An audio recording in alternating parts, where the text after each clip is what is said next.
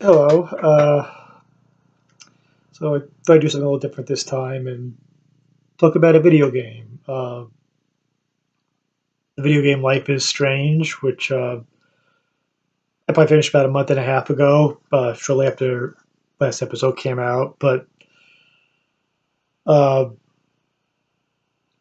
over the last 2 weeks, Trisha Hirschberger has been streaming it, so I got to see it again, or at least 4 of the 5 episodes. I missed 1 week, and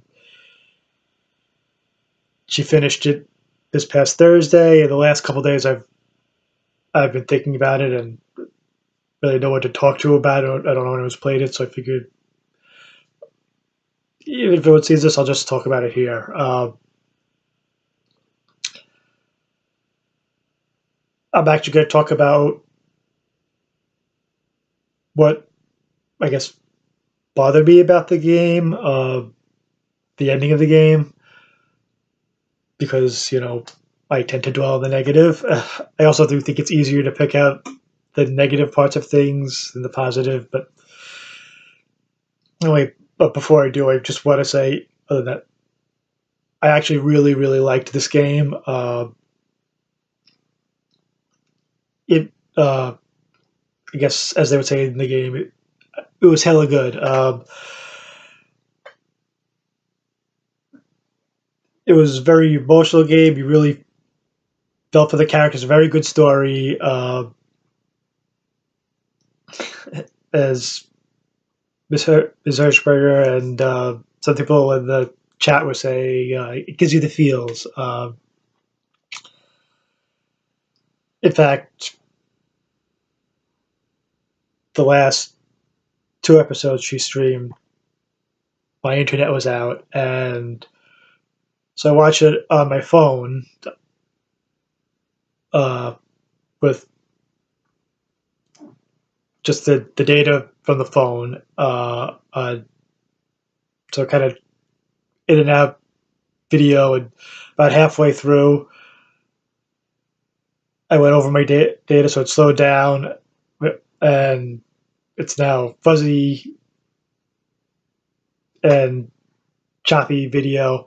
Yet I still sat through a almost 7 hour stream, watching on my phone. Uh, and as much as I like Ms. Hirschberger's stuff, I'm not doing that if I don't enjoy the game. Uh, so yeah, for anyone who likes games with good stories, or where you can manipulate time, or just has a desire to play as a artsy 18-year-old girl, I highly recommend the game. But now I'm going to get into the end and kind of what bothered me. First thing's a minor thing, but okay. Uh, yeah, and if you haven't played it, this be spoilers, so I would turn this off now if you have any desire to. Uh, you get to the end of the game, and your character, you as Max, you pass out and you go into this dreamlike thing. And me personally, I didn't care for that. I just felt, it just felt like filler. It didn't feel like it added to the story or anything. Maybe other people enjoyed it. This is just personal preference. But to me, it felt unnecessary. It wasn't fun to play through. But that's really not what I wanted to get into. What I really wanted to do is the final decision you have to make, uh, where you got the tornado coming towards the tornado coming towards the town. You're with Chloe, and you say if you can go to the lighthouse, you'll be out of the path of the tornado, and you'll be safe. But then Chloe says the only way to stop the tornado is to go back in time when it started, uh, let her die, uh, and that will save Arcadia Bay. You know how many times she's had to be saved. It's she's meant to die. Uh, so you're if you take emotion out of it and look at it that way, I guess you'd say you know the needs of the many versus the needs of the few. You would choose Arcadia Bay over Chloe, uh, which I guess is why I think it was 52% of people when I played had made that decision. So pretty even, but um, well, I feel that's the wrong decision, which I'll get to in a second.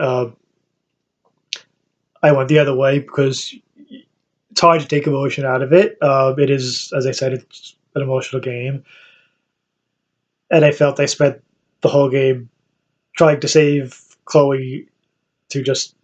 I didn't want to just let her die at the end. But then looking at it logically, the argument to me just didn't make sense either. Uh, so she says that you know this is throughout the whole game. We're led to believe that our power, Max's power, is what's causing all this stuff. Now Chloe's saying it's because she's supposed to die because we have to keep saving her.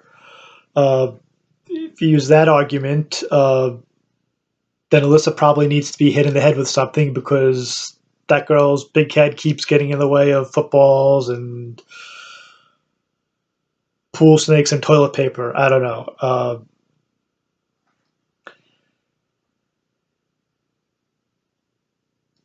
And like I said, she said it all started when we saved her in the bathroom. Where I look at it actually started before then in the classroom, where first we had the vision of the tornado, and then we have we use our powers a couple times. We've discovered we have the power. We use it a couple times in class. Answer a question correctly or whatever.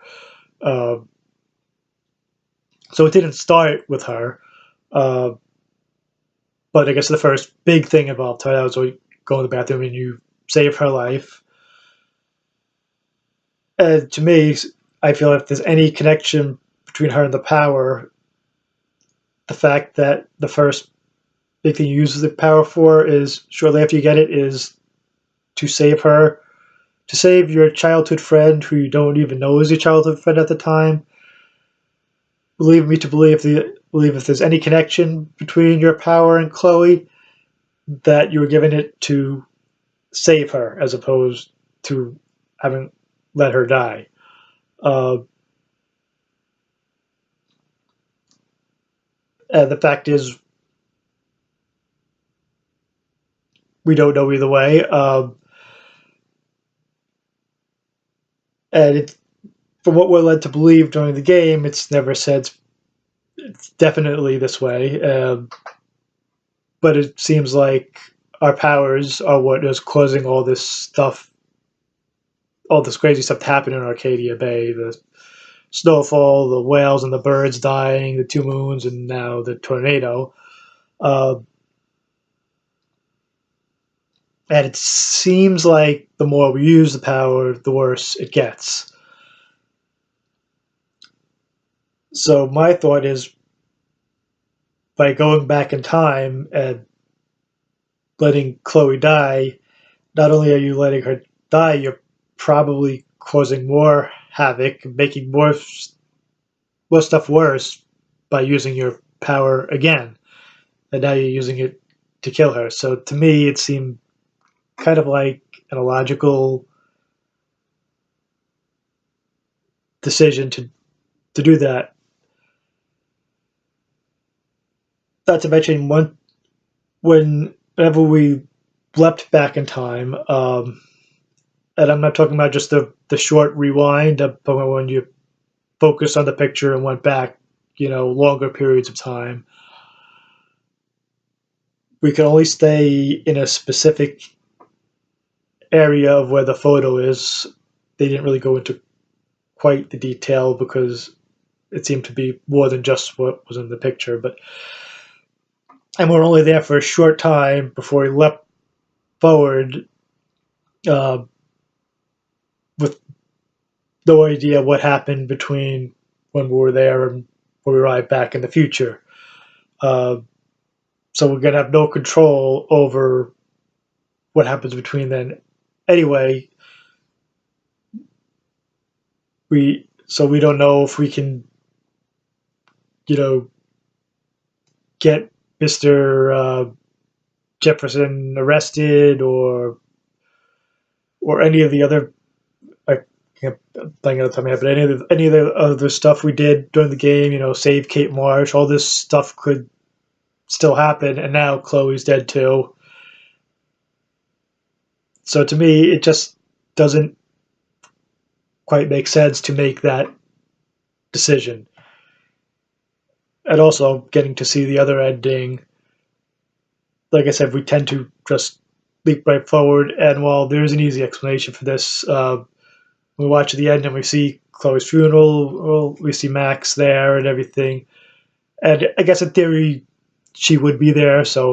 But I almost felt like they was trying to say it was that Max, but I almost feel like we would leap forward and we wouldn't be there. We wouldn't,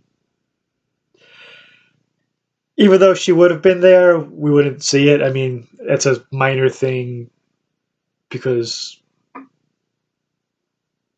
like I said, she would have been there anyway, even if it wasn't the one, even if she wouldn't have remembered it. And maybe this is just me nitpicking and trying to make logic out of a game where the powers were illogical. They were never definitively explained. But as I said, I really did like the game, and I just thought I'd talk about it a little bit. And what I thought was kind of a weak way to, I guess, maybe force you into making a tough decision. And I just felt they could have went another way with it. Seeing as how Max kept getting nosebleeds every time she used her powers, well, not every time, but a lot of times, maybe a situation where she had to choose between using her power again to save Chloe or someone, which would kill her, or not saving her and living, which I feel from a game perspective, it's probably easy. You're more likely to sacrifice yourself, but I do feel Max has a lot more future potential than Chloe. Right? So anyway, that's a few of my thoughts on the game. Thanks for watching and goodbye.